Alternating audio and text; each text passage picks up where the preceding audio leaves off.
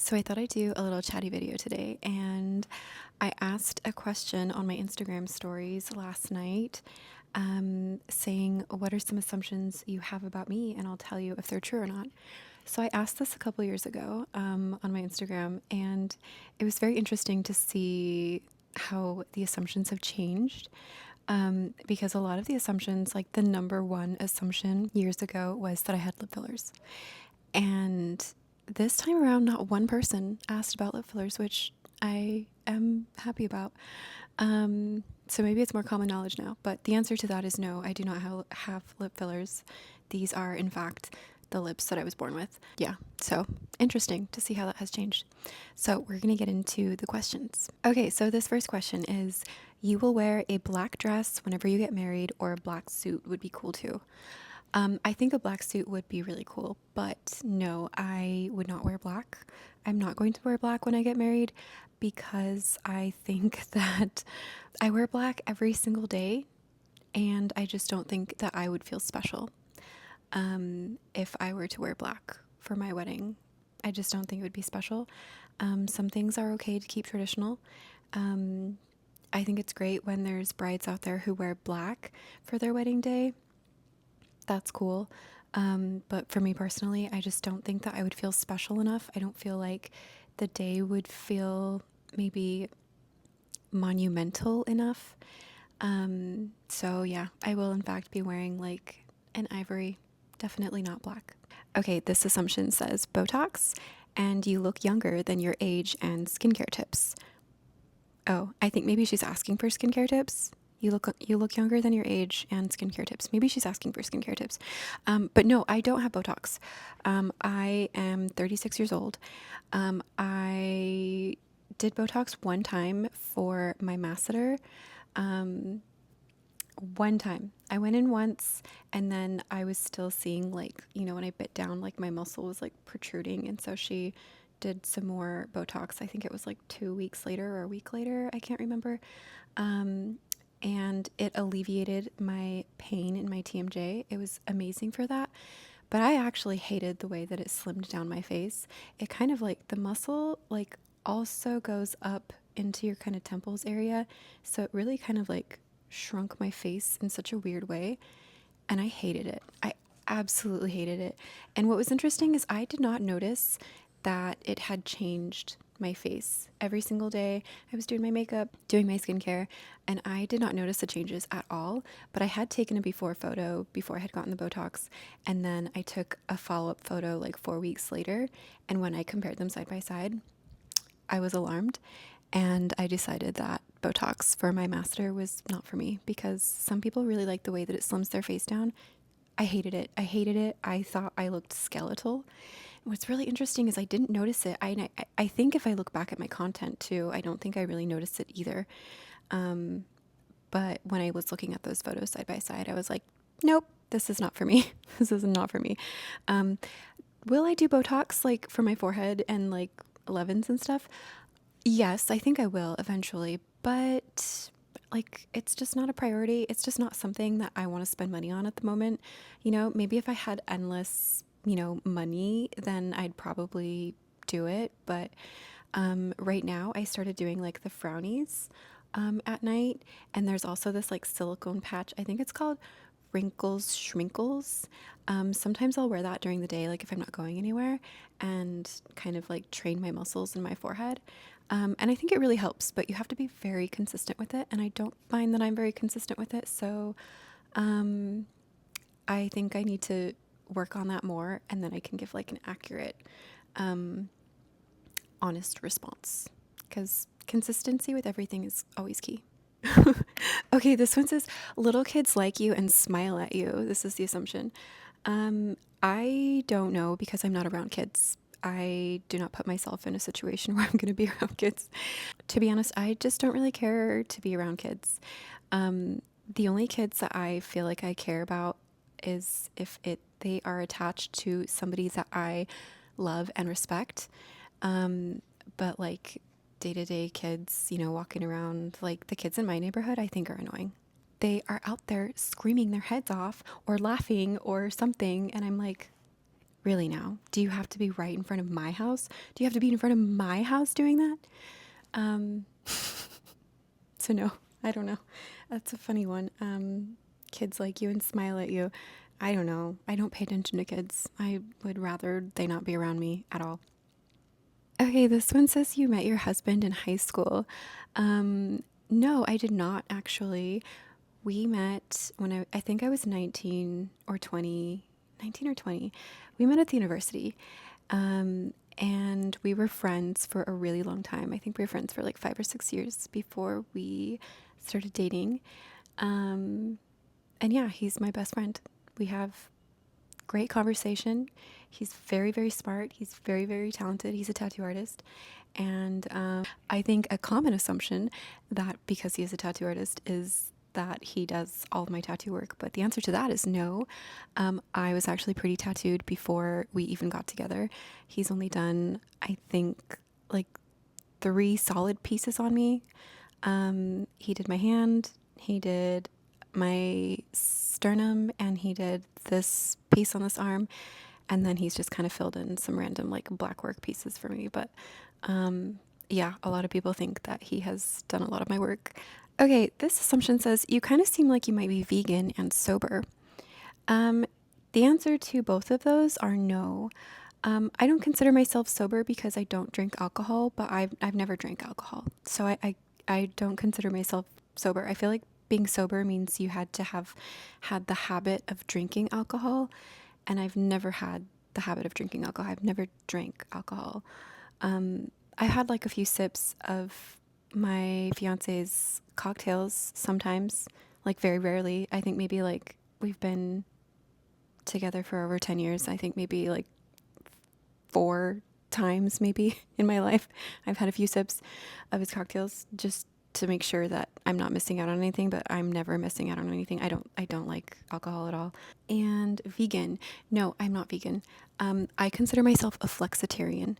Um, I am dairy free, but sometimes I will have dairy. Like if there is something that has butter in it, then yeah, I will have it on occasion. Do I have cheese? No, I don't have like melty cheese or anything like that. So, no, I'm not vegan. I do, in fact, eat meat, but I don't have dairy. Your glasses collection is the biggest collection you have compared to shoes. Yeah, I think so. Actually, I don't know. Maybe it might be my belts and harnesses. If we're talking, you know, fashion accessories wise, I think it actually might be my belts and harnesses. I do have a lot of glasses, though. I should probably do a glasses video.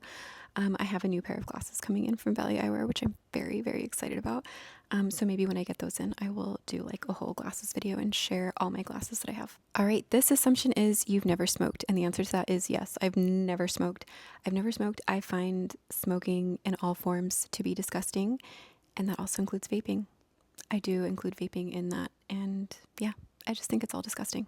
This assumption says you work out a lot. Um, no, yes, maybe, not really. Okay, here's the real answer. The real answer is that I'm lazy. I despise working out. I don't enjoy it. It's not fun. Um, but as we get older, as a woman, our muscle mass starts to deplete. Okay. A lot of my favorite content that I like to consume is like when there's older women who share, things about like menopause, perimenopause, or, what it's like getting older, or like, tips and things like that. That's the content that I love, love, love, love, love to consume. And so a lot of women who make content that are older always mention that they wish that they started working out and doing like strength training and things like that when they were in their 30s, because as you get older, your muscle mass just like drops drastically. So I just kind of barely started working out. I used to do a lot of Pilates. A couple years ago, I was very consistent with it. And it was just at home Pilates that I would do, like mat Pilates. I've never taken like a reformer class. I'm very intrigued with those, but I've never taken one. But I recently, as of 3 weeks ago, started doing bar classes, which is so hard. It is so unbelievably hard, and I hate it. The first couple classes were the worst.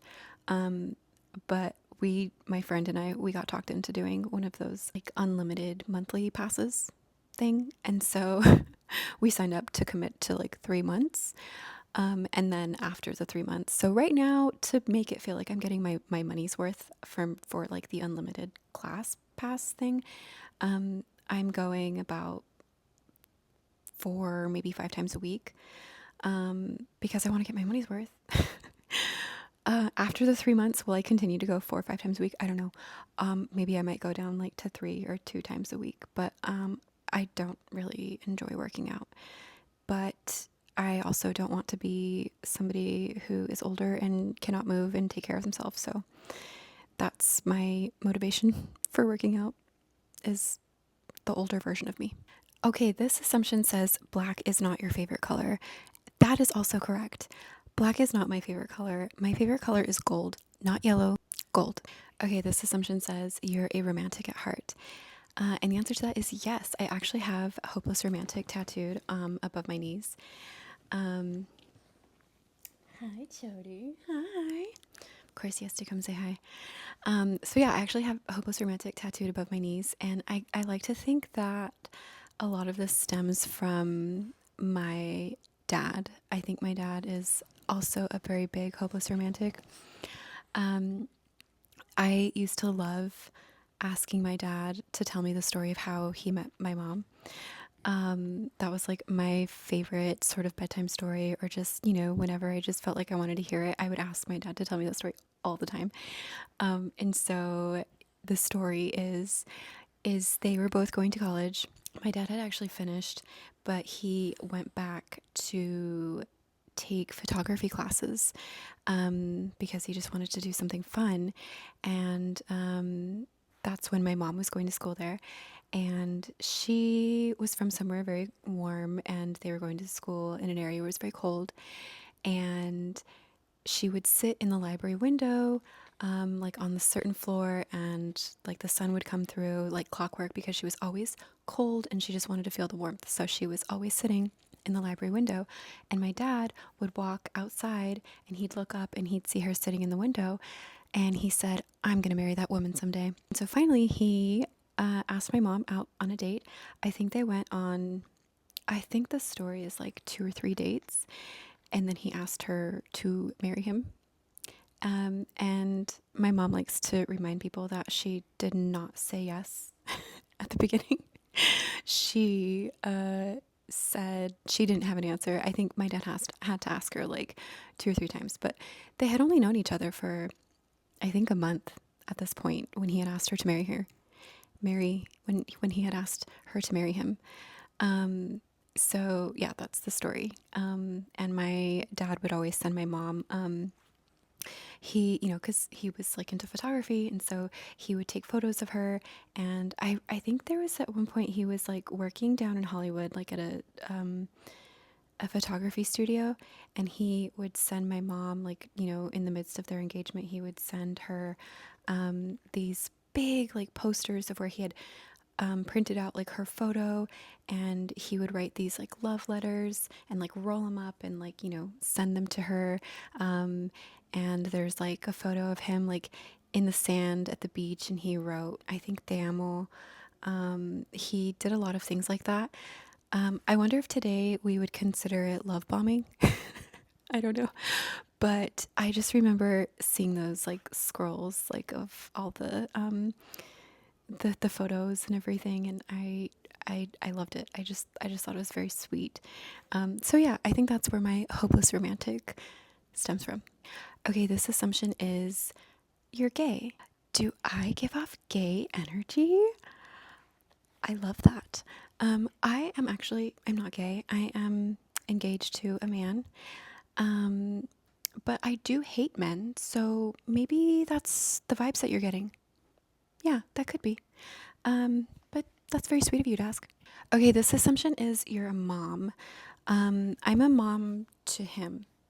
But no, I'm not a mom. I don't have children. I don't want children. I don't think I've ever wanted children, and I will never want children. So no, I'm a dog mom. If that counts, I think it counts.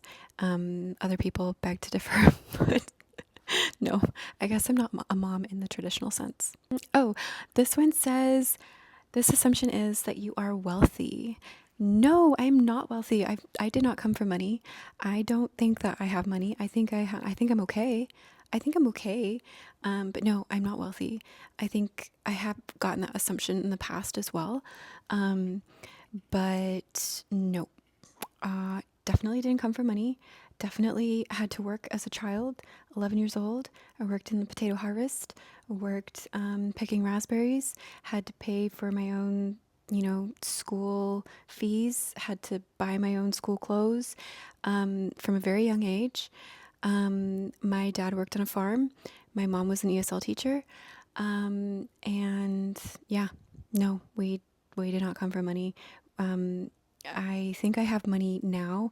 Is it a lot of money? No. Is it more money than some people? Yes. But no, I don't come from money. I mean, not to go off topic here, in the assumption of being wealthy, but I do think it kind of like coincides with the two a little bit. Because I've noticed that after sharing like my, content online and like growing a following, um, I've come to realize that social capital is very much a real thing, and it's actually very disturbing. Because I've had like old like high school teachers, or I've had like old classmates, or I've had like people who used to follow like my old social media before I had created the new one, which, then blew up into its own thing. I've had people literally congratulate me. Like they'd find my page and be like, "Oh my God, congratulations for having like this social media following," which is very unsettling because I have been self-employed for, oh God, 8 years now, I think. 8 years of my own business, doing cosmetic tattooing, doing aesthetics, um, making a life for myself in that way. And not once has anyone ever congratulated me for that, because that's a lot of work. It's a lot of work putting yourself out there, um, creating your own business. Um, and instead, what I get congratulations from is social media. People see that social capital and they congratulate me on that. And instead of like the fact that I've been able to support myself and create my own lifestyle, with an actual business that has nothing to do with being a figure online, like a quote unquote influencer, um, nobody has ever congratulated me for that. Um, Never. And it's actually very unsettling, very, very unsettling. So social capital is real. um and I think that's probably why in my head, like, I don't see myself as an influencer. I'm sorry. I'm sure that's probably annoying to some people. But I don't see myself as an influencer because I first and foremost see myself as, what I do to actually make money. So yeah, anyways, sorry I went on a little tangent there. Okay, so this assumption says you are always dieting. Um, no and yes, not in the traditional sense of dieting, I think. I have food sensitivities. They're not like allergies where I'm going to go into like anaphylaxis. I can't say that. I'm not going to go into shock essentially from eating these things. Um, but over time, it does not bode well for my gut. In the past, I have ended up in the ER with like the most unimaginable stomach pains. And each time they assume that it's like appendicitis or something. And they're like, oh, there's like literally nothing wrong with you that we can see. And then they send me to my, family doctor, went to my family doctor, and he was like, oh, your intestines are swollen. And I was like, oh, okay, well, why are my intestines swollen? And he told me that it just happens. And so he gave me a pill and put me on my way. And that didn't sit right with me. I ended up going to a different doctor who gave me like a food test. I'm supposed to abstain from gluten and dairy. Gluten is very challenging for me. When I first found this diagnosis out, I think this has been 9 years now, or maybe 8. I think maybe 8 years. When I first had this diagnosis, I tried going gluten free and dairy free, and it was so challenging.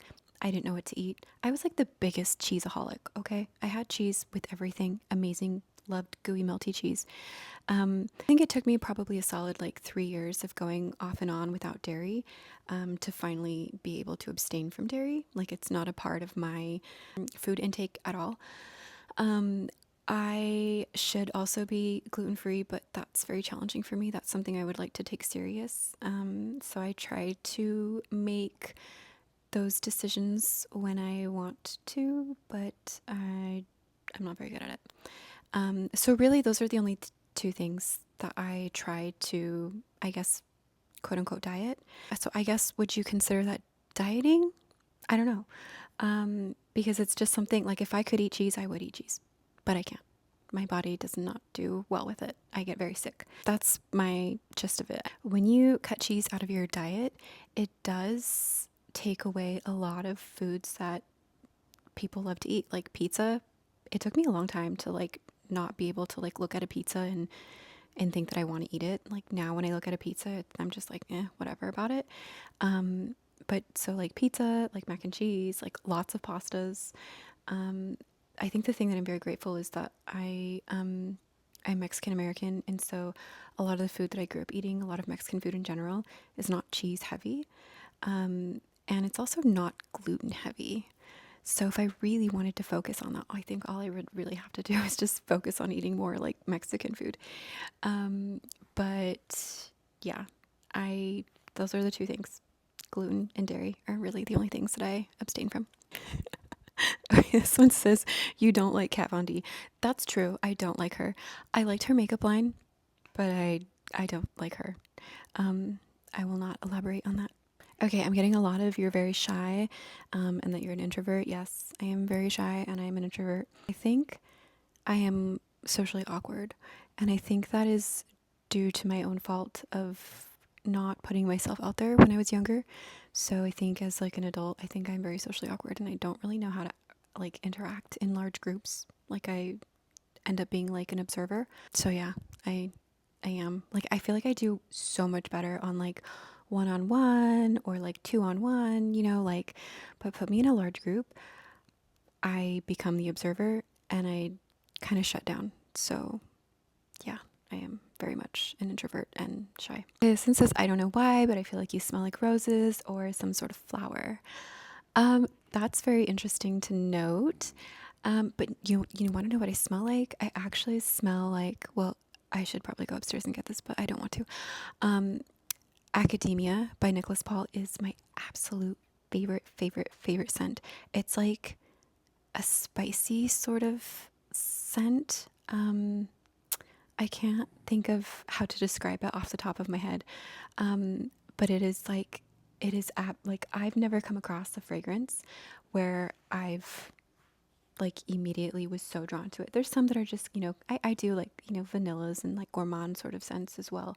But this one, it was the first scent that I smelled that I was just like immediately in love, like, oh my God. So that is my absolute favorite fragrance. So if you want to smell like me, you could check out that one. I'll put like a link in here. It's hands down my favorite scent. Okay, I think I answered enough assumptions. I think that was plenty of assumptions that I had. I hope you enjoyed this video. If you have any other assumptions, please leave them below. I'd be very interested to read what other assumptions you have about me. But yeah, I hope you enjoyed this, and I'll see you in my next video.